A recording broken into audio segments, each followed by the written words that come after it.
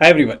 अगर एलआरडीआई में अच्छी खासी प्रैक्टिस करने के बावजूद आप अभी भी दो सेट नहीं सॉल्व कर पा रहे हो, या फिर आपके साथ में ये होता है कि आप जो सेट पिक कर रहे हो वो बाद में आगे जाके आपको डंप करना पड़ रहा है, तो आपको शायद अपनी स्ट्रेटेजी सही करनी होगी। तो इस वीडियो में मैं आपको एक स्प्रेड अप्रोच बताऊंगा जिससे आप एलआरडीआई सेक्शन को थोड़ा और इफेक्टिवली हैंडल कर सकते हो। तो इस वीडियो को आखिरी तक जरूर से देखना और मुझे कमेंट्स में बताना कि क्या इससे आपको फायदा मिला कि नहीं। तो देखते हैं कि क्या है ये स्प्रेड अप्रोच। उससे पहले जल्दी से ये नोट कर लो, ये मेरा टेलीग्राम चैनल है, तो इसको ज़रूर से ज्वाइन कर लेना ताकि आपको मेरे सारे ऐसे जो वीडियोस मैं रिलीज़ करता हूँ उसका अपडेट मिलता रहे। चलिए तो समझते हैं स्प्रेड क्या है। तो spread stands for scan, pick, read, envisage, analyse and answer and dump. तो इसको स्टेप बाय स्टेप समझते हैं। देखो, आपके सामने जब एलआरडीआई का सेक्शन आता है कैट एग्जाम में या मॉक टेस्ट में, अज्यूम करते हैं कि उसमें 4 सेट, ऐसा भी हो सकता है कि कैट 23 या आगे के एग्जाम में वो 5 सेट कर दे और हर एक में 4-4 क्वेश्चन हो। लेकिन अभी हम एक सिनारियो ले लेते हैं कि 4 सेट है और कैट में अगर आप 99 प्लस परसेंटाइल स्कोर करना चाहते हो तो आपको 8 से 9 क्वेश्चन सही से सॉल्व करने होंगे। तो the best possible scenario will be कि आपने 11 क्वेश्चन सॉल्व किए जिसमें से आपके 9 सही हो जाते हैं, तो आप श्योरली कह सकते हो कि आपके 99 प्लस परसेंटाइल आ जाएंगे। अब अगर आप ज़्यादा टारगेट कर रहे हो तो डेफिनेटली आपको 2.5 या 3 सेट भी सॉल्व करने हो सकते हैं। ठीक है, तो समझते हैं कि क्या हमें शुरू कैसे करना चाहिए। तो जैसे ही मेरा 40 मिनट शुरू होता है एलआरडीआई सेक्शन का, तो सबसे पहले मुझे चारों सेट को स्कैन करना है। अब यहाँ पे स्टूडेंट्स एक छोटी सी गलती करते हैं, वो ये सोचते हैं कि मैं जल्दी से जल्दी अपना एक सेट पिक कर लूँ और फिर मैं उसको सॉल्व करना शुरू कर दूँ ताकि मेरा ज़्यादा समय बच जाए। लेकिन ये समय बचाने के चक्कर में वो गलत सेट उठा लेते हैं और बाद में उनका और ज़्यादा समय खराब हो जाता है। तो ये चीज़ के लिए मैं आपको सजेस्ट करूंगा कि आप थोड़ा ज़्यादा समय ले लो। फॉर एग्जाम्पल, आप पहले ट्राई कर सकते हो कि आप 5 से 6 मिनट स्पेंड करो और 5 से 6 मिनट में जो आप 2 सेट पिक कर रहे हो, आपको हर एक सेट को स्कैन करना है और समझना है कि ये किसके बेसिस पे है और क्या आपने ऐसा सेट सॉल्व किया है या फिर उसका डिफिकल्टी लेवल क्या हो सकता है। Based on the preparation that you have done, I am sure you will have right judgement about that.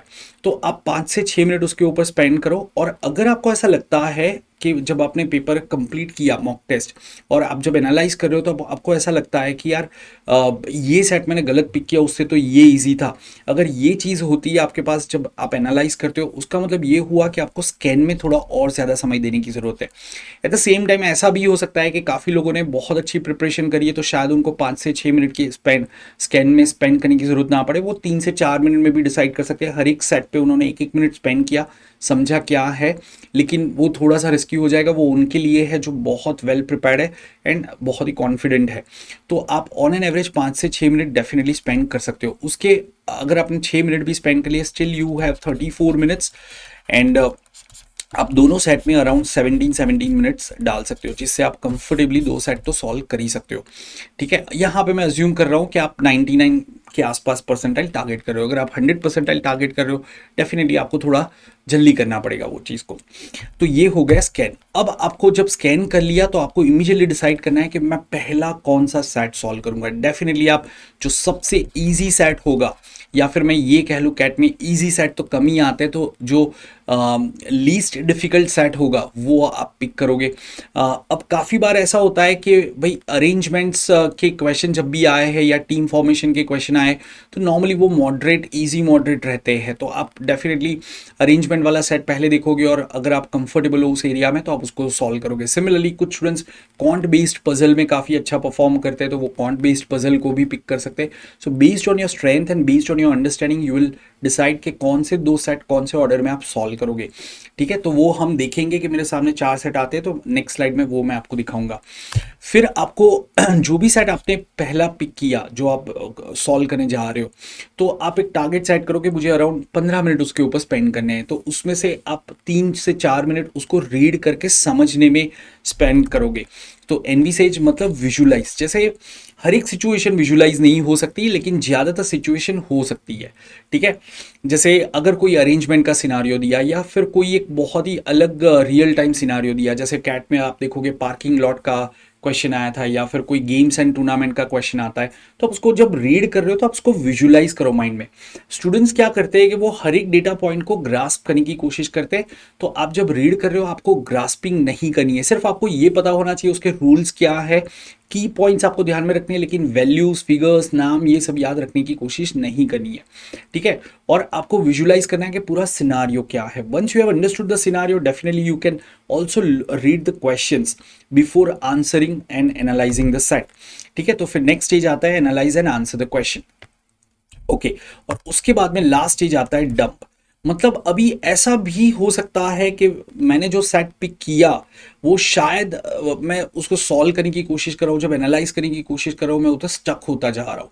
तो काफ़ी सारे स्टूडेंट्स क्या करते हैं कि 5-7 मिनट स्पेंड करने के बाद या 8-9 मिनट स्पेंड करने के बाद उसको बिल्कुल डंप कर देते हैं और आगे बढ़ जाते हैं।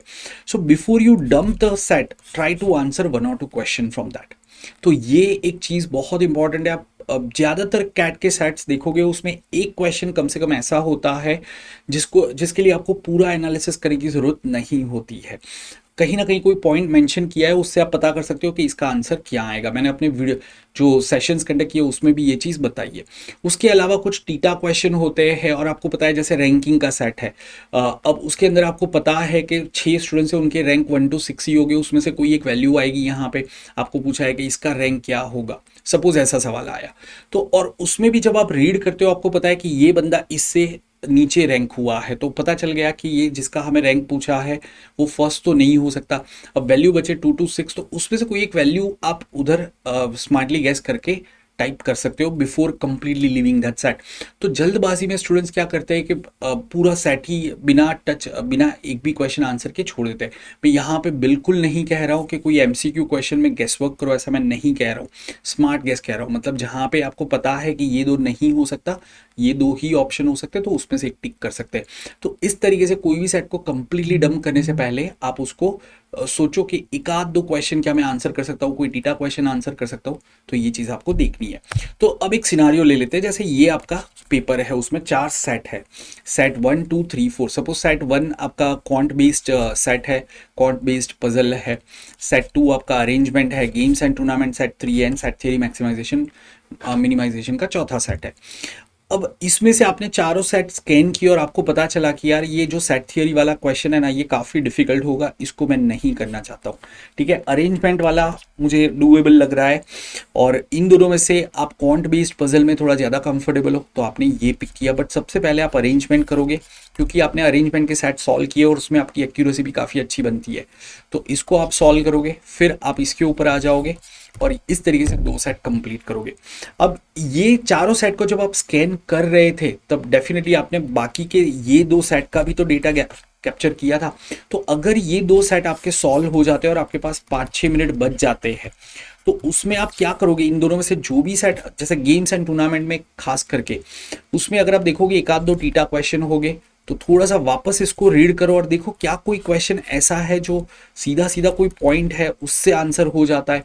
भले ओवरऑल सेट शायद थोड़ा डिफिकल्ट लग रहा है एनालाइज करने में, लेकिन मैंने विजुलाइज कर लिया, वापस एक बार रीड किया, विजुलाइज किया, 2 से 3 मिनट स्पेंड किया, और अब मैं सोच रहा हूँ कि क्या कोई क्वेश्चन ऐसा है जिसको मैं आंसर कर सकता हूँ, या क्या कोई टीटा क्वेश्चन में मैं क्लोज वैल्यू गेस करके रख सकता हूँ। तो आप इस तरीके से तीसरे सेट में भी थोड़ा सा ट्राई कर सकते हो।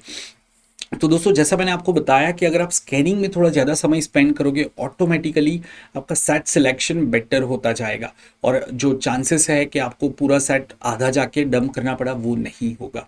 तो उम्मीद करता हूँ आपको ये स्ट्रेटजी से फ़ायदा मिलेगा, और पहले आप इसको इम्प्लीमेंट करो। कोई भी चीज़ आपको ओवरनाइट रिजल्ट नहीं देती है। जैसे अगर आप ये स्ट्रेटजी को आगे के 45 डेज में भी यूज़ करते हो, मतलब आगे के 10-15 दिन में यूज़ करते हो, तो फिर आप आगे कॉन्फिडेंट फील करोगे। तो अगर आपको फ़ायदा हो रहा है, कंसिस्टेंटली आपको इस स्ट्रैटेजी से रिजल्ट मिल रहा है, तो वापस आके ये कमेंट्स में मुझे ज़रूर से बताना कि क्या इम्प्रूवमेंट हुआ आपको इससे, ठीक है। तो एक छोटा सा पॉइंट था, एक छोटी सी स्ट्रेटेजी थी जो मैं आपके साथ में शेयर करना चाहता था। yes, and before we wind up guys, just want to quickly tell you about this Unacademy offers which is going on. So whenever you subscribe to Unacademy courses, don't forget to use code SHART10।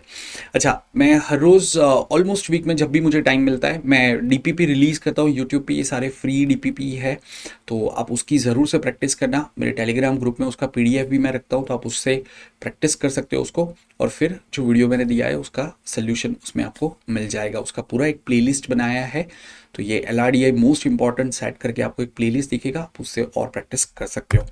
Keep learning with me guys, and यहाँ से आप और काफ़ी सारे free video access कर सकते हो, तो इसको भी ज़रूर से देखना। That's it and see you in the next video.